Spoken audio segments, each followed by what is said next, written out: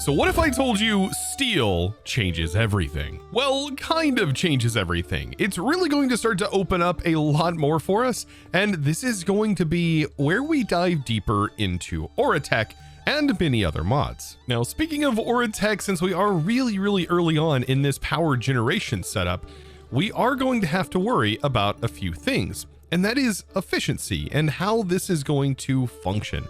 As of right now, it does look like a base setup produces 128 SU per tick, or steam units, I'm assuming, per tick. And we've got to keep in mind, like, how much steam do we actually need to generate optimal amounts of power? So I was thinking about this, and I was thinking we could probably rotate this boiler and get it in an orientation that fits a lot better. And I think it being turned on its side here would just fit so much better. But these pipes are kind of janky in how they work, where they will directly connect to a machine automatically, meaning that we have to build our pipe networks before we actually connect them to any source. So that is something that I am going to keep in mind, and I am going to go ahead and I'm going to start tearing this down and trying to set up a much more optimal testing situation. Now, after fiddling a little bit with these pipes and kind of getting them in a appropriate orientation, I have discovered that disconnecting is something that you're going to be doing quite a lot with these wrenches. But it does look like we can send lava potentially into the top, and into the bottom I just have to disconnect all of these machines and to be able to send them down here into the boiler. With all of this, I think I can kick this on, but on the front here I also have to make sure that these are disconnected. And it seems weird to do this because by default none of this stuff connects up until everything is turned on. So it is a little bit challenging to kind of understand what is connected and what's not. For example, once we get steam, these should be able to kick on and we can start pulling out of here. But we have to wait until the whole thing is up and running. Speaking of that, let's go ahead and send lava in. And then we can go ahead and send steam in. And what should happen is after a few seconds, this should then connect to these boiler add-ons. It just takes a moment, right? It takes a moment. And like me interacting with the machine, oh, that seems to initiate the connection. And then on these, we need to make sure these are set to output to get the steam out. And then we should be able to notice and start monitoring how much steam is being produced and generated, so that way we can understand how many of these actual boilers do we need to optimally run one steam engine. Now, what's strange about this setup is it does appear like full doesn't mean better, because the actual energy efficiency goes higher sort of towards the mid section here.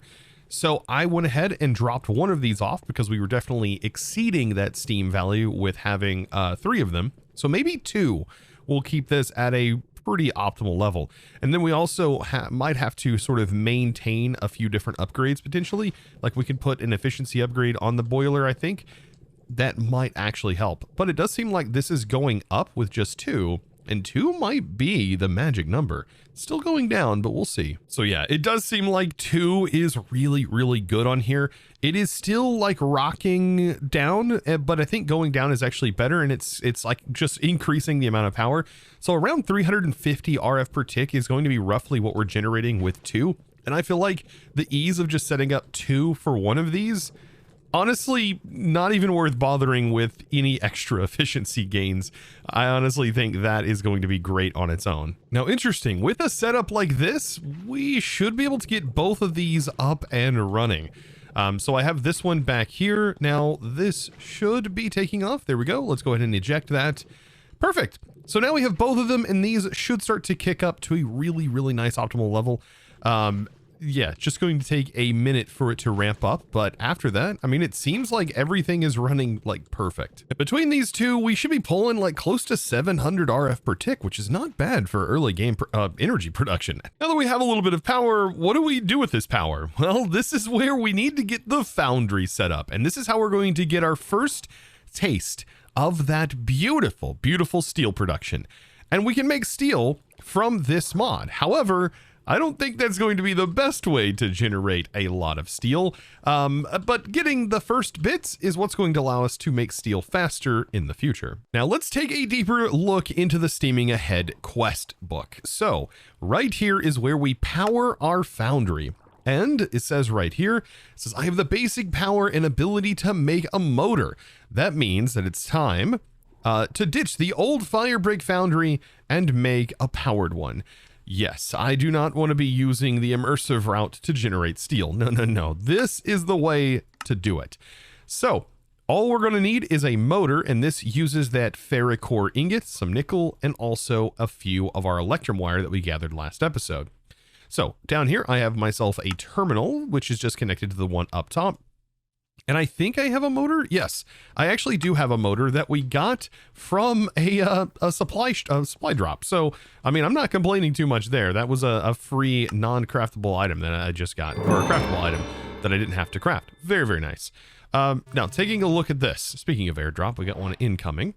I do need, I think, 3 more of those core blocks in order to completely fill this out. But yeah, it just requires a couple of crafting tables to make that. So might as well gather those. Perfect. While I'm waiting for the airdrop to drop anyways. And we can start to build this thing. Some other things I am going to need. If I head over here, I can now grab out the coke or coal coke, which is kind of interesting and really satisfying that 64 coal actually fills a basic tank with creosote perfectly. It's kind of awesome. So let's go check this out and see what goodies we got now. Oh, we did get an improved, we got a cultism isnium out of that. I feel like these are staged. We got another spell book. These drops have to be staged based on our quest progression, because it always feels like we get nice little bonuses. For example, the improved, like we get nice little bonuses like right at the perfect time, right as we just crafted something. Oh, it feels really good. So I guess now is the time to set up the foundry, and I don't know which direction this is actually facing. I'm assuming this is going to be the correct way. I ran some of the energy pipe that we got via our quest over here, and finally we just need to add the blocks and right click. Oh, that is just so satisfying to watch that take place. So I'm just going to bring the power cable over here so that way it's connected.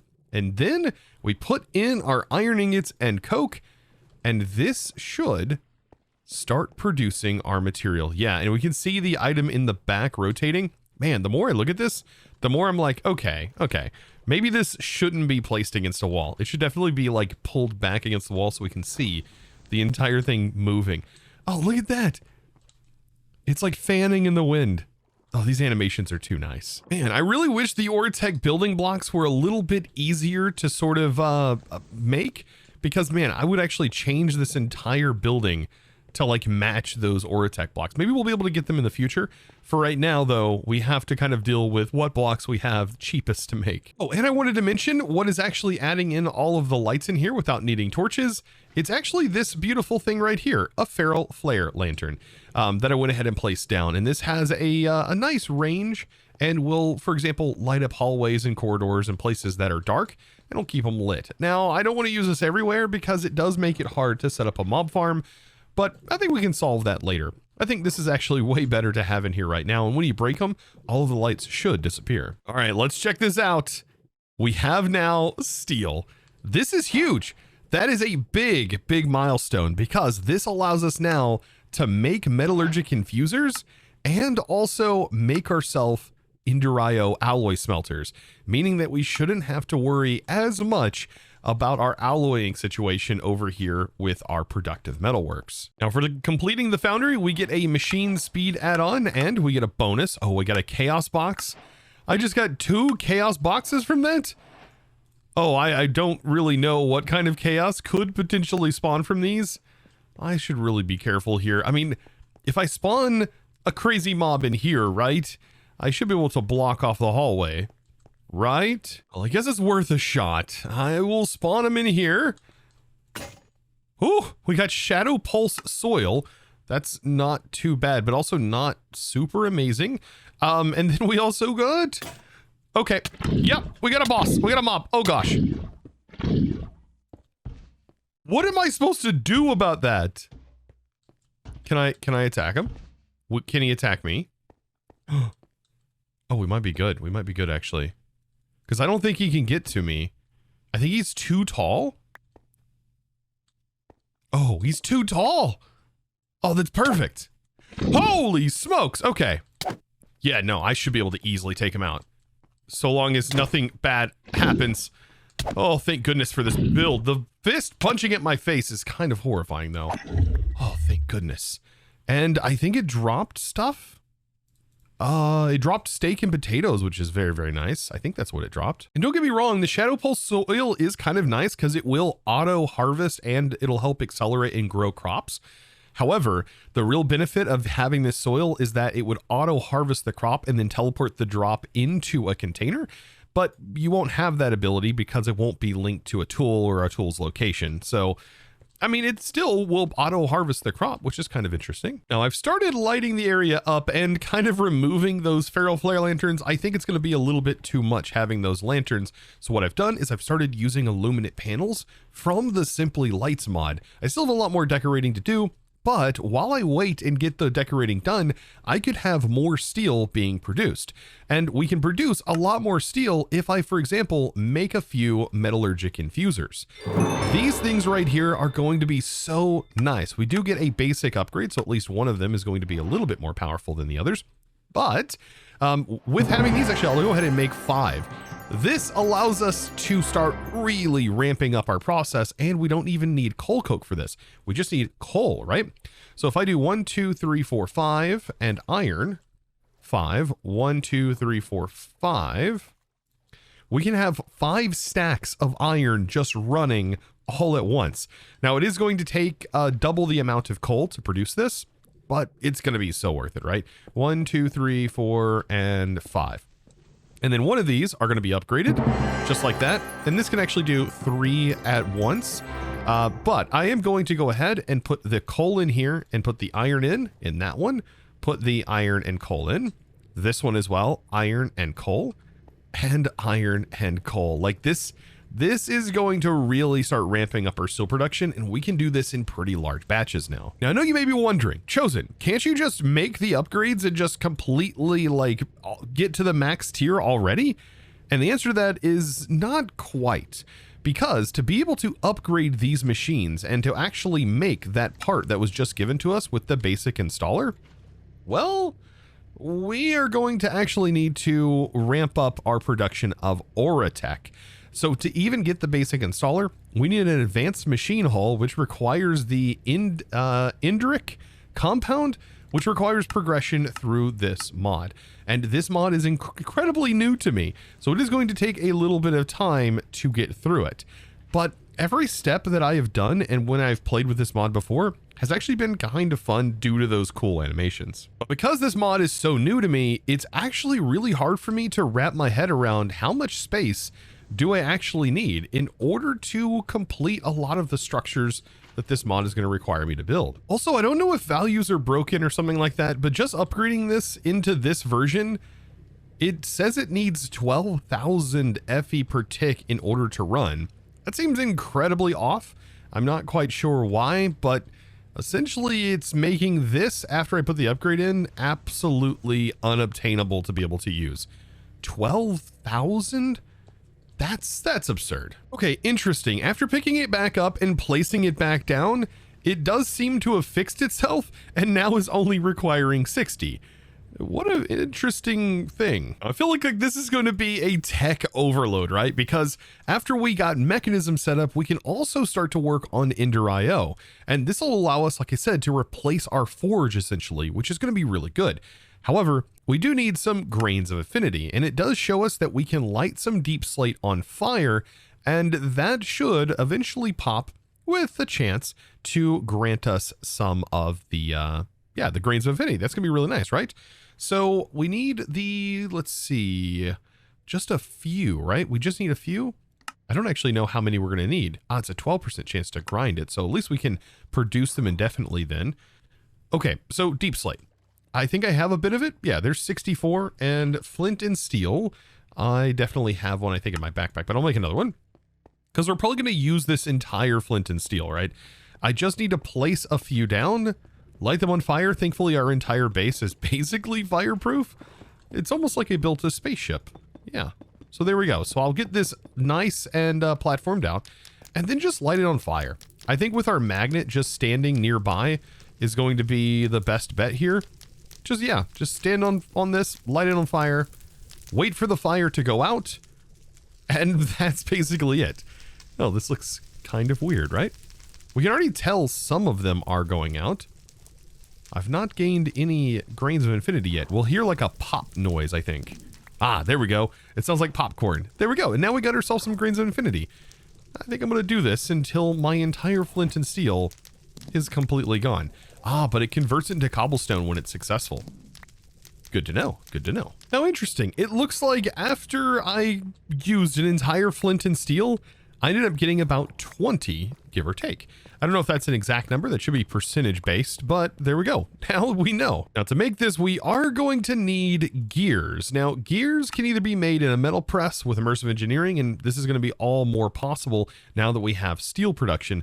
But before then, we need to melt down, it looks like, some iron, and we need to cast this out in our productive metalworks. So for this though, we are going to need to figure out how to actually get a gear press. And judging by this, it looks like we can use a EnderIO gear. So we actually have wooden gears, and I assume that we can cast this out with our cast steel.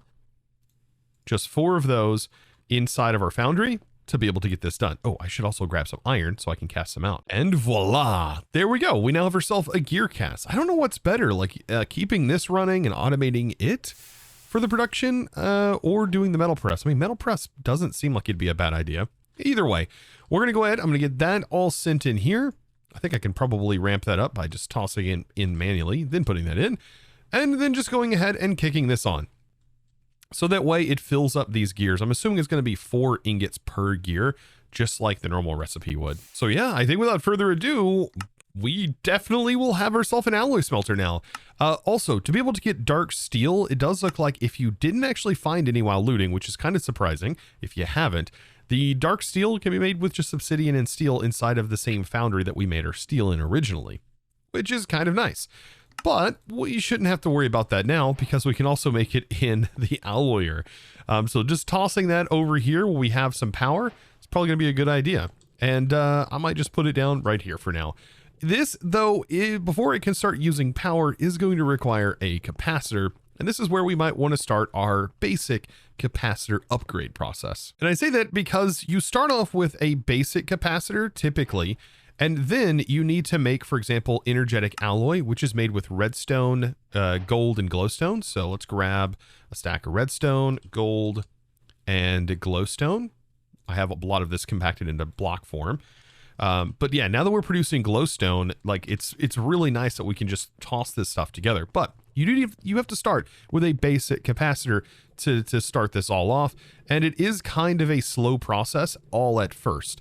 You can see right here. But yeah, as soon as we have that, then we can upgrade it to the next tier with our EnderIO, going to a double layer capacitor. We are also going to need coal dust. So you know what? I'm wondering, we can either potentially make a crusher, that would be an option, but the sag mill, I think, is going to grant us a lot more options here. But there's also the pulverizer too from Oritech. All of them are great options. Yeah, I think though sag mill gonna be a good option just getting started. All right, well, let's go ahead and put this down, and this will allow me to keep upgrading our alloy smelter. Very, very nice, right? I've just got to get some coal sent into here. That didn't sound very pleasant. Bam, and just like that, coal dust. And we can upgrade our whole setup here and use this to make these even faster, at least on the basic tier, right? Now, each one of these are costing more grains of infinity, but now we have the pulverizer, right? We can make grains of infinity. There we go. And now these are at base tier level 2. Now, the next tier level is where things get a little bit more expensive. It's going to start costing ender pearls and stuff. But if I swap that out, you can see the speed is going to start ramping up pretty quickly. It's so much better. But you know what? I tell you what here, this might be time for me to take these items out. And what I can do is I can go ahead and make the other 2. So it's going to be 1, 2, 3, 4. That, I think, is enough vibrant alloy because you only need 2 vibrant alloy per upgrade. And then I'll put the rest of these back in, but it will allow me to actually get this to the highest tier capacitor for both of these machines a lot quicker. Oh yeah. And I wonder if in the quest book we're given anything. Oh, we do get some random rewards like conductive iron. Oh, I just got a copper crushing ball. Actually, I don't know how good that is, but those balls do allow us to, well, get more things, like kind of more bang for our buck for using that. Oh, we did get a basic capacitor bank, which also allows us to store some basic power. And another one. And they're also expandable, right? So we can put like the capacitor bank like this, and it will store power. You can see right there. Very, very cool. All right, I think it is now time. If I take this out and this one out, it looks like that is all completely done. We are going to have everything we need, I think, moving forward to have these upgraded as high as we can upgrade them for right now. Because each one of these going into the next tier is going to cost 2 of the prior. So there we go. So both our sag mill and our alloyer slash smelter is going to be incredibly fast. Ooh, and something to kind of test this out with, right, is sand, right? So this can also smelt blocks, but it does 3 at a time, which is very quick, honestly. So if we go ahead and test this out, if I drop that in there, this is now how fast we can smelt items. Pretty darn quick, if I do say so myself. And we have all of this steel now that we can test this out with, and this is 100% automatable, right? We can just simply place a storage on top and have it output to the side, which I do like to automate my things. So just like this, we can tell this machine to pull from this side and to push into this one. Same on this one. We go over here and we'll say pull from up top and push to the side. So now we can put items in here and it will go ahead and start processing all of those. Look at that. Oh, and by the way, we can put the alloy grinding balls that we got in here. And this is going to give us an output bonus of 120. We're also going to get a bonus output of, it looks like 165 and a power usage of only 80%. So this should make this process even faster and also grant us the potential of bonus items, which is something that we can do with our quartz, right? Remember, we need the silicon. So if we take our quartz, there is a chance when we crush it inside of here to get a bonus dust. I'm really hoping that I can see that visually. You can see that is very, very quick. Oh, we just got 2 on that one. There's 2 again. So yes, definitely worth setting this up. Now, out of the quest, I also just got a XP vacuum. Very, very neat. And I think we also get another reward here. More of the copper grinding balls. You know, I am liking those rewards. Now, there's also some other basic supplies that we should be making from Mechanism as well, now that I've gotten a bunch of steel produced. Like I said, I want to do all of this stuff sort of in batches. And to be able to make things like pipes and so on and so forth, right? We are going to need things like infused alloy. Now, making these other alloys, they are going to be something that we can do, but getting our basic regular alloy is going to be what we need. This is going to be copper and redstone. And then we're also going to need the other component, which is going to be circuits. And the basic circuits, these bad boys right here, are going to cost some osmium and redstone. Actually, double redstone. So let's grab, let's see, 1, 2, 3, 4. That's enough for 2 sets of osmium in a stack. And then we'll have 1, 2. And then I've got to figure out what to put in the other one because it can hold up to 3. I might actually do sort of a mix. So we'll do 1, 2, and then 3, 4. How about we do more alloy than circuits? And so with that, I am going to need osmium in quite a large quantity, right? We're going to need at least 1, 2, 3 stacks worth of that. And then copper, we are going to need 1, 2, 3, 4. 4 stacks of that. And this is how much we're going to be producing here. Like, it's going to be quite a bit when this all goes into these machines, right? So 1 single stack here in copper, we'll get that started. Same in this one with copper. And then over here, it'll actually take double the amount with the osmium. So I'm going to put 1 redstone in for right now. But then I'll have to go back in, put another stack of redstone in here, because that takes twice as much. This, however, will take the remainder, so 2 stacks of redstone for the 1 osmium that's going to go in here. And then we are going to also need the redstone here for the 2 other stacks split here. Very nice. So we can like produce multiple things at once. Like, this is why building this whole setup the way it is, having multiple machines can make this fast, even though we don't have speed upgrades. Just the more machines you have, the faster it will ultimately go. Oh, and you better believe I'm going to want those mechanism logistic cables and pipes, because I am finding the Oritech pipes to be quite janky. Now, something I noticed is this right here, right? So it is pretty dark over here, but what we can do is we can use the dynamic edge lighting from Simply Lights to place it down. Now, this might appear kind of odd, but there's actually a new feature that has recently been added to Simply Lights that I am super excited about, and that I'm sure Flanks was super excited about putting into the actual mod. The ability for you to choose what side, if you shift right click on here, you can actually choose what side of the edge the actual thing is connected to. So if we just want it on the front here like this, we can easily place it in. And if we just want it on the back, we can easily just have it mounted on the back. This is a fantastic addition, and I really, really love this. I love the fact that you can now choose specifically where you want your edge light to be. Oh, making it so much more like practical for things like this. And sorry, yeah, if I'm nerding out about a decorative item, but it's just so nice, and I love these lights. Man, I know that we've been doing a lot of tech related stuff, and I do want to do a bit more exploring, but man, I really feel like all of this is like almost required. Like I won't be getting anywhere in the pack if I mean, I can't go deeper underwater. I can't do anything until we have a depth upgrade to be able to actually explore more under the water. But man, I really want to do that. I really want to do that. But first, we've got to get all of this worked out. And speaking of getting that worked out, I didn't realize that I can craft up the energy upgrades and speed upgrades for the mechanism stuff. There's nothing really gating me here. We can actually find these, it looks like in black barrels. I don't know where we find black barrels, but we can handcraft these. These aren't going to be too bad to do.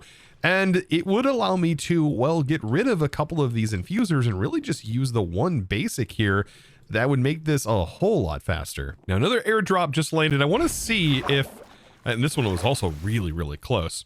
Like, are the drops changing now that I've unlocked more things? Okay, so yeah, definitely seems like I'm stuck like at a certain pool of items at the moment.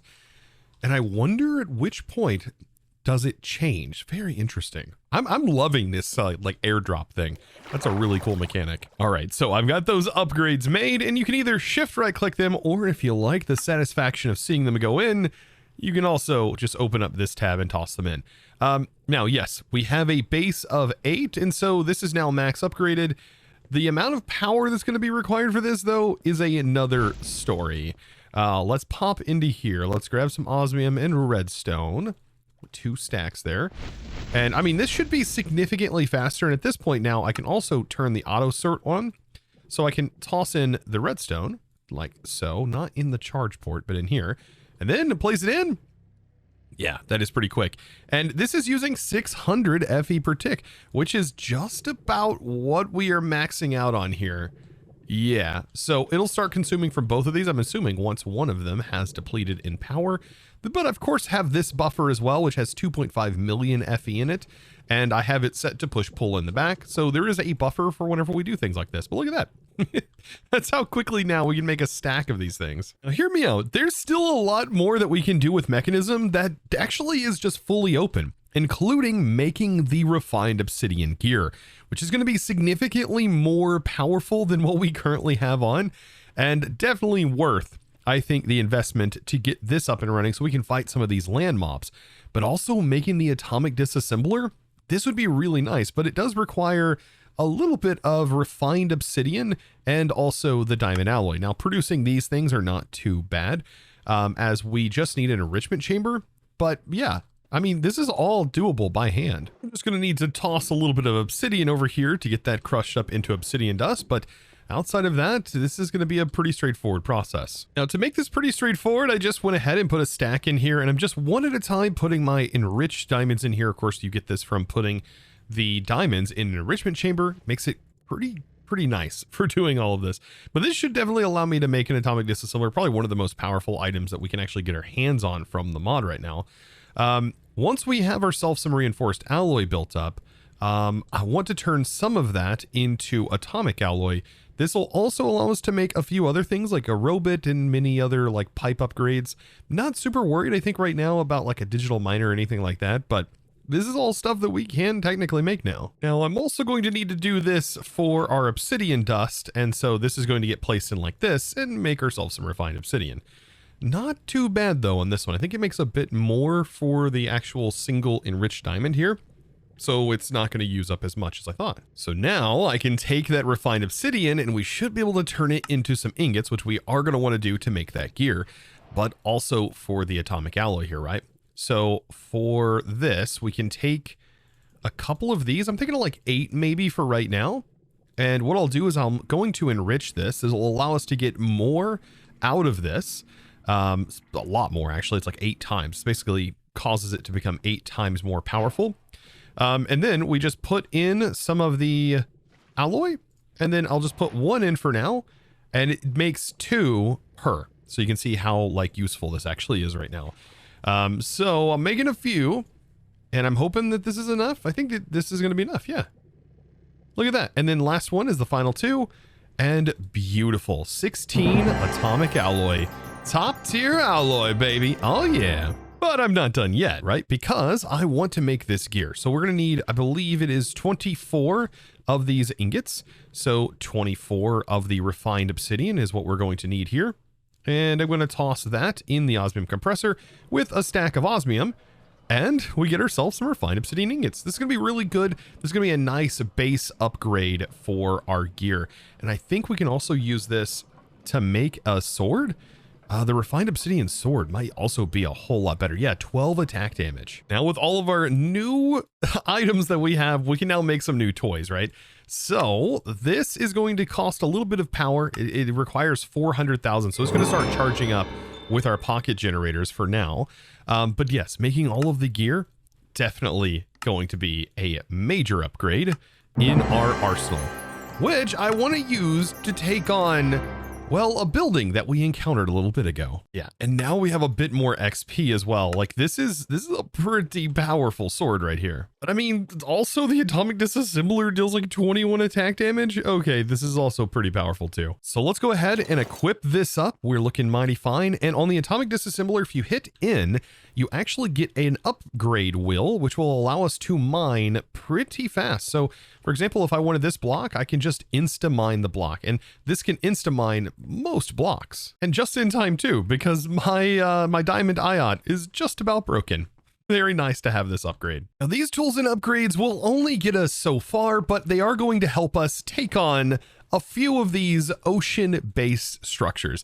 And I can't wait to do that with you guys. But of course, that is going to happen in the next episode, because today we're just all out of time. So if you did enjoy today's video and you learned something new, be sure to click that subscribe button if you haven't already. And well, give this video a huge thumbs up.